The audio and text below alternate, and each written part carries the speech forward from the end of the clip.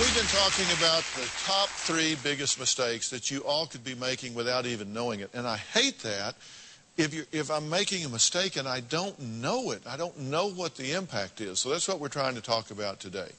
And if you're doing it, you could be jeopardizing things way down the road. Now, anyone who's been following the news for the past year knows that a lot of smart people made some pretty big mistakes when it comes to handling finances. Our government did it, the companies did it, and some of us did it.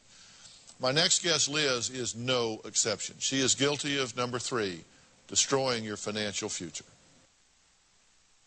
Dr. Phil, I have a lot of decisions to make. My condo I bought on a whim, so obviously I knew nothing about common fees, taxes. Do I foreclose on my condo that I can't afford to pay since I lost my job? My student loans kick in June.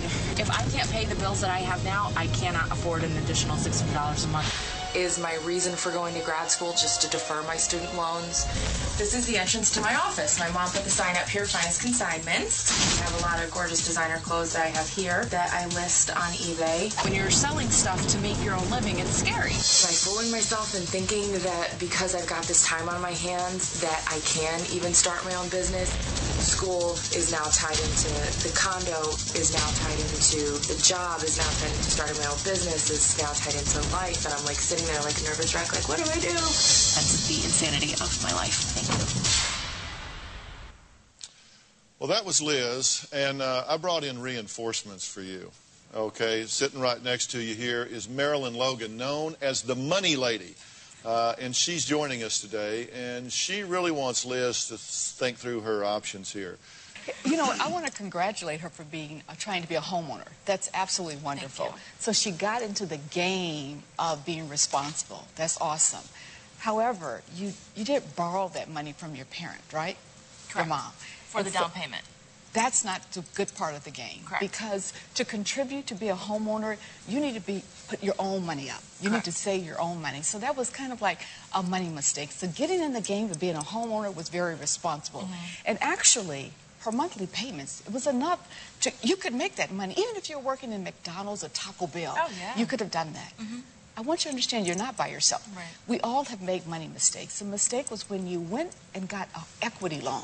An equity loan, pulling money out of your house, is something that someone does when they have their home for at least 20 or 25 years. You'd only had this property for about 2 years. So there was no equity really to pull out. So you pull money out of the home, and that was... At the time that I did it, it was to consolidate credit card debts that were at a higher APR. So okay, well, let's talk about that for a second, because I want people at home to understand your thought process. Right. There is a logic to your thought process. You say, right, I can get this loan, and it's a lesser interest rate than this, so I can take a lower interest rate loan to pay off a higher interest rate loan, and I'm therefore making money. I'm creating cash flow by reducing interest income. But the huge problems with that are you wind upside down in a really big loan. You owe more than this asset is worth. Right. And in many states, when you take out an equity loan, your home is no longer protected. It can now be taken away from you. If you default on a small loan, they can take your house, sell it right out from under you, and you owe the bank the difference. Okay. True? Absolutely.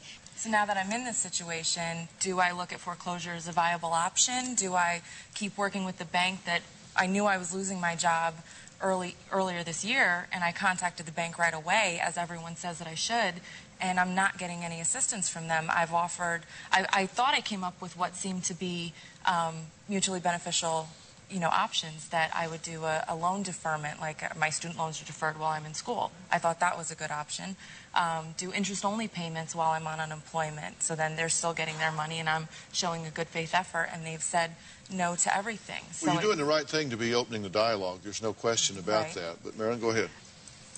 I want you to first admit that what you did right, and then I want you to look at all the financial mistakes that you've done. Okay. And that, for the most part, is that you're borrowing too much money. See, no one put a gun to your head to say, go get that home equity loan. But that's already done. I know. And no one put a gun to your head to say, go and get a signature loan. So what I want you to do now is start all over again. Okay. And do it the right way. But wait a minute. What you're saying is that's already done. Let's not beat a dead horse here. Right. What do I do now? Right. But if you go into the next phase with the same mindset you had in the last phase, you're going to make more. You don't borrow your way out of trouble. Of course. And you're thinking about going back to graduate school. You're fleeing to graduate school because it can affect cash flow, right? One of the reasons I'm considering it at this stage. But you can't afford to not be working right now. I mean, Right. you've got to have a job. You can't afford to be going to graduate school because you've got a debt load. Oh, I'll do school and work at the same time. Well, then It's do something 2 I've always jobs. done. Then do 2 jobs. If you can Okay. do 1 job in 1 school, then do 2 jobs because you've got a Sounds good. debt load. I mean, that's the reality of where you are. Right. But we've got to fight our way out of this, right? I want you to start over and do it the right way. And it's okay to start over. There's Okay. nothing wrong with taking a baby step backwards to Right. take giant steps forward. Sure. So what I want you to do is to call the lender and let them know that, A, I do not have a job. So you need to sell your condo at a short sale, which means, for example, if you owe $100,000, you're asking the lender to allow you to sell your condo, for example, They've said for no about to that. $85,000. Right. All righty? And the reason why that first lender, you have 3 loans. I want you to understand the reason why. They're not the bad guy. The reason why they're saying no to it is because you owe that first lender, the main lender, a low amount of money. You only owe them a little over $100,000. And you had the equity in your house, but you took it out. And so their attitude is that you've already spent your money. So for them, why should they? Because they know that they can sell that condo at a foreclosure and at least get their 104. Now, those other 2 lenders are out there holding the bag. It's all the same lender. All loans, that's all good. 3 loans are the That's same good. lender. Yes. That's even worse than because now. No. I'm saying it's good. You got one It's a person to small convince. local bank. I But you thought got I'd be- one person to convince. You don't have to get 3 people Right. in line. You surely do. Right. So you got one. You need to let them know that you need to have your property because they got 1 or 2 choices. They can take the property back and sell it at auction and get less, and have it abandoned. They don't want that property abandoned right now. And if I were you, what I would do, I would take pictures of everything in there, and I would sell my condo totally furnished. It's been on the market for 6 months. I've gotten no offers. There's 9. Has it been on the market as furnished? Because you have items in there right now. I'm telling you, this will really work. Take pictures of it, and then I want you to distribute it to everyone who's actually living there right now. Because someone who's living there might have a cousin, a sister, or a brother. You need to be very There's active 9 in units selling. in my building that are for sale too, and mine's at an Okay, average price. But so. here's what you're saying.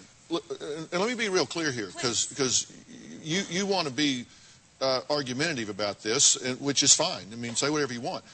You're the one that bought it. Right. You're the one that got the 2nd loan. You're the one that got the 3rd loan. You're the one that created this. We're trying to help you. And you can get pissed off about it if you want to, that you've gone at this from a standpoint where you got some no's. That doesn't mean that you quit asking. Right. It means you keep fighting back. And the point is you may have to exit this in some way that now you may owe $120,000. When it's all said and done, you may owe $30,000 and have nothing to show for it, but you've reduced your indebtedness by $90,000. I mean, you can help yourself here, but you're going to have to be willing to go into a liquidation survival mode. Right. And if they tell you no, and if that's right, they just say no, no, no, they do want you to abandon it, they do want to foreclose it, then that may be the reality of where you are because you can't service it. So what she's telling you is you ask, ask, ask. When they say no, you ask again.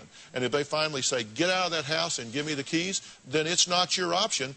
Then you do walk away from it. But right now, you still have some fight left in you. Oh, yeah.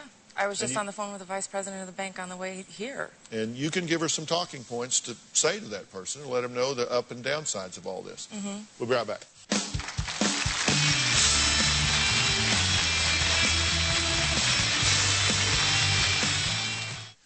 Thanks for being here. So long.